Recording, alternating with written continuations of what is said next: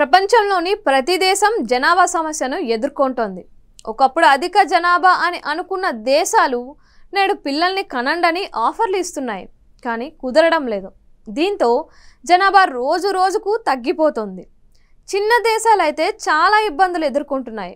పెద్ద దేశాలు సైతం దిద్దుబాటు చర్యలకు దిగిన ఫలితాలు కానరావడం లేదు. ప్రపంచ స్థితిగతులే మారిపోతున్నాయి. ఒకప్పుడు చైనా అధిక జనాభా గల దేశంగా ఉండేది. ప్రస్తుతం అది 2వ స్థానంలోకి వెళ్ళిపోయింది. ప్రపంచంలోనే అత్యధిక జనాభా గల దేశంగా భారత్ నిలిచింది. దీంతో చైనాలో కుటుంబ నియంత్రణ చర్యలు తీసుకోవటం లేదు. అందరూ పిల్లల్ని కనండని ప్రభుత్వం చెబుతున్నా వీలు కావటం లేదు. దీంతో క్రమేపీ జనాభా తగ్గుతోంది. దీనిపై డ్రాగన్ ఆందోళన వ్యక్తం చేస్తోంది. గ్రీస్లో కూడా విచిత్ర పరిస్థితి ఏర్పడుతోంది.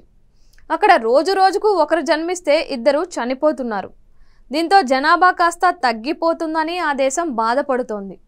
2011లో ఆ దేశ జనాభా 1.11 కోట్లు కాగా ప్రస్తుతం 1.07 కోట్లుగా ఉంది. 10 ఏళ్లలో 7 లక్షల మంది చనిపోయారు. దీంతో జనాభా విషయంలో ఆందోళన నెలకొంది.